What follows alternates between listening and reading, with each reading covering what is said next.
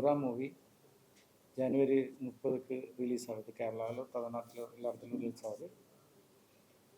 இந்த படம் இங்கே தமிழ்நாட்டில் நம்ம அவ்வளோ பெரிய ப்ரொமோஷன் எல்லாம் பண்ணல. ஆனாலும் நீங்கள்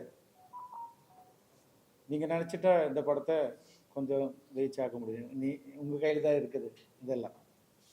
அதனால் நான் இந்த படத்தை நாங்கள் ப்ரெஸ்ஸு இது கேரளாவில் இருந்தாலும் தமிழ்நாட்டாக இருந்தாலும் உங்களால் எது வேணாலும் செய்ய முடியும். உங்களுக்கு முடிஞ்ச வரைக்கும் இந்த படத்தை எப்படி ரீச் ஆக்கலாம், இந்த படத்தை பற்றி எப்படி அந்த லெவலுக்கு கொண்டு வரலான்னு உங்களால் முடியும். அப்புறம் ஏதாவது கேள்வி இருந்தால் கேட்கலாம். சார், அதான் சார், படத்துக்கு சென்சார்லாம் வாங்கிட்டீங்களா? ஏன்னா இப்போ இருக்கிற பெரிய படங்களுக்கே வந்து சென்சார் பிரச்சனை இருக்குது. ஆனால் நம்ம படத்தோட சென்சர் நடந்துட்டு இருக்குது. நமக்கு 30க்கு தானே இது. நமக்கு 20-22 முன்னாடி நமக்கு சென்சர் கிடச்சிடும்.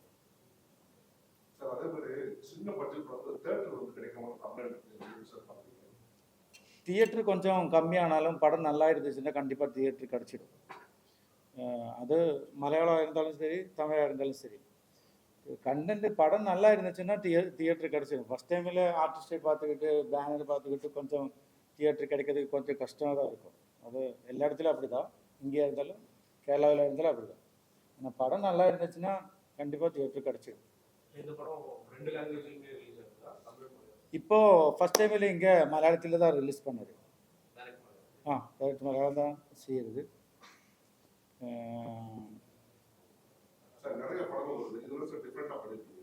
ஆமாம், இந்த படம் ஒரு ஆக்ஷன் த்ரில்லர் மூவி அப்படி தான் இருக்குது.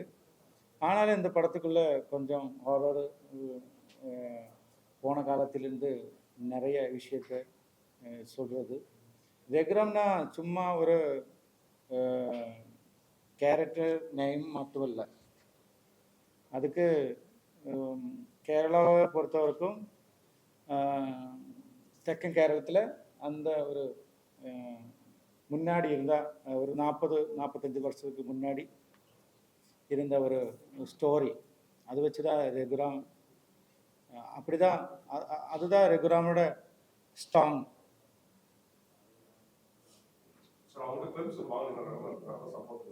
யாரு? ஆமாம், பர்மிஷன்லாம் வாங்கிட்டு பேசும்போது சொன்னீங்க இது மாதிரி மலையாளத்தில் தான் ஃபுல் ஃப்ளெஜ்டா வில்லனா வந்து பண்ணியிருக்கேன் அப்படின்னு. தமிழ் படங்கள்ல உங்களை வந்து அங்கீகரிக்கியா இன்னும் ஃபுல் ஃப்ளெஜ்ல வில்லனா? இப்போதான் அங்கீகரிச்சுட்டு வந்துட்டு இருக்காங்க. அதாவது வில்லன் கூட ஹீரோ கூட நடிச்சதுனால தான் வந்து மற்ற லாங்குவேஜ்லயுமே என்னை கூப்பிட்டு நடிக்க வச்சிருக்காங்க. ஸோ அங்கீகரிக்காம மற்ற லாங்குவேஜ் கூட மாட்டாங்கல்ல. இங்க வந்து மலையாளத்தை தான் நான் சொல்லலை. மலையாளத்துலேருந்து இங்கே நம்ம சின்ன சின்ன ரோலில் பண்ணியிருந்தாலும் அங்கேருந்து கூப்பிட்டு பிக்கப் பண்ணி அங்கே பிக் பண்ணுறாங்களே, செலக்ட் பண்ணுறாங்க இல்லையா. ஸோ இந்த மாதிரி ஸ்டார்ஸ் கூட நடித்தவங்களையும் அடையாளம் கண்டு கூப்பிட்டு அங்கே நடிக்க வைக்கிறாங்க மெயின் வில்லனா. அதை பார்த்துட்டு இப்போ இங்கேயும் இப்போ மெயின் வில்லனா இப்போ நிறைய படங்களை பண்ணிட்டு தான் இருக்கு. பட் ஃபஸ்ட்டு எங்கேருந்து செலக்ட் பண்ணுறாங்கன்னும் போது அது மலையாளத்துலேருந்து கூப்பிட்றாங்க.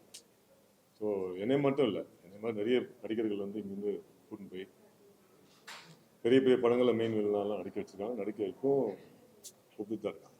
ஸோ அதனால் இங்கே பண்ணலன்னு இல்லை, இப்போ அதை பார்த்துட்டு இப்போ இங்கேயும் கொடுக்க ஆரம்பிச்சிருக்காங்க. அதுவே ஒரு பெரிய ஸ்டார்ஸ் படத்தில் பண்ணணும்னு ஒரு முயற்சி பண்ணுறோம் இல்லையா. அது மாதிரி நடந்ததுன்னா இன்னும் சந்தோஷமாக இருக்கும். நிறைய புது முகங்கள் நடிக்கிற படங்களை மெயின் வில்லனாக இப்போ கொடுத்துட்ருக்காங்க தமிழில்.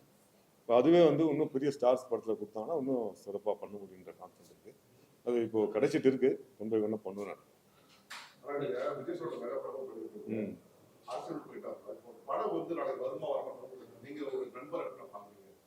உண்மையிலே எனக்கு வருமா வராதான்ற டவுட்டு இல்லை. இப்போ காலையில் நான் வரும்போது கேள்விப்பட்டேன், கண்டிப்பாக வரலன்னு தான் கேள்விப்பட்டேன். உண்மையிலே மனசை பாதிக்க தான் செய்யுது.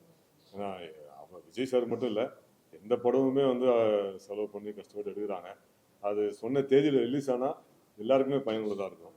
அது வரலங்கிற போது மனசு கொஞ்சம் வருத்தமாக தான் இருக்கும். சின்ன படங்களுக்கு வந்து அது நடிக்கிற ஆர்டிஸ்ட் தான் வந்து பெரிய ப்ரொமோஷனாக இருக்கும். இந்த படத்தில் வந்து பெரிய ஆர்டிஸ்ட்னு பார்த்தீங்க அப்படின்னா ராதாரவி சார். இந்த மாதிரி சின்ன சின்ன ப்ரொமோஷன்ஸ்க்கு ஏன் வரல, கூப்பிடலையா, எதனால, என்ன காரணம்? இல்லை ஆக்சுவலாக வந்து எல்லாருமே ப்ரொடக்ஷனில் கண்டிப்பாக கூப்பிடுவாங்க. என்னையும் கூப்பிட்டாங்க. நான் கூடும்போது நான் சொன்னேன் 7ஆம் தேதியிலேருந்து நான் வேறு கம்பெனிக்கு டேட் கொடுத்துருக்கேன் மேடம், என்னால் வர முடியுமான்னு தெரியல. ஒருவேளை டேட்டு ஷூட்டிங் ஏதாவது போஸ்ட்போன் ஆயிடுச்சு அப்படின்னா நான் கண்டிப்பாக வரேன், 100% ஷூராக வரேன்னு தான் சொன்னேன்.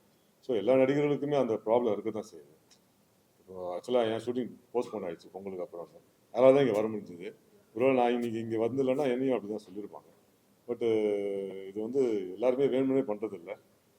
வரணும் சின்ன வந்து முன்னாடியே வந்து ஒரு 10 நாளைக்கு முன்னாடி சொல்லி தான் வைக்கிறாங்க. இந்த மாதிரி வராதுன்னா இப்போ எனக்கெல்லாம் வந்து 1 மாதத்துக்கு முன்னாடி கொடுத்த டேட்டு. பட் நல்ல விஷயமா கெட்ட விஷயமா தெரியல, பட் போஸ்ட்போன் ஆயிடுச்சு. நான் வந்திருக்கேன். ஒருவேளை மற்ற நடிகர்களுக்கும் இந்த மாதிரி டேட் ப்ராப்ளம் இருந்தனால வராமல் இருக்கலாம். இது வந்து யதார்த்தமாக நடக்கிறது தான் அப்படின்னு நான் நினைக்கிறேன். யார் ஒருத்தருமே 11 தான் அடிப்பாங்க. 2 பெரிய படங்கள் இந்த மாசம் ரிலீஸ், எப்படி மின்சாரம் ரிலீஸ் ஆயிடும். நீங்க ஹீரோ பண்றதுனால சிவகார்த்தினுக்கும் விஜய் போட்டியா உங்க படத்தை release பண்ணிருக்காங்க. அதெல்லாம் கிடையாது. நம்ம இப்போதான் இப்படி வளர்ந்துட்டு இருக்கோம். நீங்க எங்கேயோ போய் மேலே போயிருக்கிறீங்க. அதெல்லாம் கிடையாது. அந்த மாதிரிலாம் கிடையாது. போட்டியெல்லாம் ஒன்றுமே கிடையாது. எங்க படம் ஜெயிச்சா போதும், சந்தோஷப்படுவோம். சொல்லுங்க சார். நீங்க பேசும்போது சொன்னீங்க, இப்போ வர நடிகர் ஆக்ட்ரஸ் எல்லாமே வந்து கிளாமரை பேஸ் பண்ணி தான் வராங்க அப்படின்னு சொன்னீங்க. எதை பேஸ் பண்ணி சொல்றீங்க, யாரை சொல்றீங்க? இப்போ நீங்கள் வரது பார்த்தீங்கன்னா, அந்த காலத்தில் நாங்கள் செலக்ட் பண்ணி வந்தோம். அதாவது தேவியானி, நான், சிவலக்ஷ்மி, நாங்கள் எல்லாமே ஒரு ஜானரில் வந்தோம். ஓகேங்களா? பட் இப்போ நீங்கள் ஜானரே பார்த்தீங்கன்னா கிளாமர் பேஸில் தாங்க இருக்குங்க. முக்கால்வாசி நீங்கள் பார்த்தீங்கன்னா majority of the heroines I can't those very few people we can say that they're not. தவிர்த்து எல்லாம் நீங்கள் பார்த்தீங்கன்னா ஒரு படத்தில் நல்லா ஹோமியாக வருவாங்க, அடுத்த படத்தில் இமீடியட் கிளாமர் வந்துடுறாங்க. அந்த சேம் ஜானர் இப்போ சிவலக்ஷ்மி, நம்ம தேவியானி, இப்போ நாங்கள் பண்ண மாதிரி அதே மாதிரி ஹோம்லியாகவே போகிற ஹீரோயின்ஸ் இப்போ யாருமே கிடையாதுங்க. ஃப்ராங்காகவே சொல்ல போனால் எல்லாம் நீங்கள் பார்த்தீங்கன்னா இன்றைக்கி ஒரு ஹோம்லி, அடுத்தது பார்த்தா ஜஸ்ட் ஆப்போசிட்டாக கிளாமர் பண்ணுறாங்க. இப்போ கிளாமரில் தான் போட்டி போடுறாங்க. அது அழகி போட்டி தான் நடக்குதே தவிர நடிப்பில் போட்டி நடக்கல ஃப்ராங்காக. அதே மாதிரி இப்போ தமிழ் படங்கள் எல்லாம் வந்து பாத்தீங்க அப்படின்னா தமிழ் நடிகைகளை வந்து நடிக்க வைக்க மாட்டேங்கிறாங்க. அது மாதிரி ஒரு டாக் வந்து போயிட்டு இருக்கு. அதை எப்படி நீங்க பாக்குறீங்க? தட்ஸ் வெரி ட்ரூன்னு உண்மையிலேயே நாங்களாம் தமிழ் நடிகைகள், நாங்களாம் எத்தனையோ படங்கள் எங்களை புக் பண்ணியிருக்கலாம். பட் மலையாளத்தார் தான் எங்களை கூப்பிட்டு புக் பண்ணியிருக்காங்க. அங்கேருந்து எங்களுக்கு விமானம் டிக்கெட்டை கொடுத்து ஹோட்டல் ரூமை கொடுத்து புக் பண்ணுறாங்க. ஆனால் சென்னையிலே எங்கள் ஷூட்டிங் போயிட்டுருக்கு, எங்களை திரும்பி கூட பார்க்கல. அது என்னவோ தெரியல, தமிழில் ஒரு ஃபேஷன், மலையாள ஹீரோயின்ஸ் கொண்டு வருவாங்க, மும்பை ஹீரோயின்ஸ் கொண்டு வருவாங்க. தமிழ் ஹீரோயின்ஸான நாங்கள் 1-2 பேர் தான் முன்னுக்கு வந்திருக்கோமே தவிர மெஜாரிட்டி நீங்கள் பார்த்தீங்கன்னா நார்த் இந்தியன் மலையாளி ஹீரோயின்ஸ் தான் பண்ணியிருக்கோம்.